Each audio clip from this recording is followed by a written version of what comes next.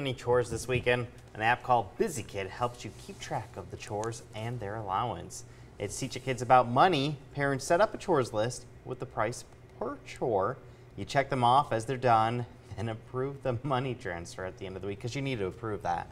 A university study shows that we form good money habits when we're young.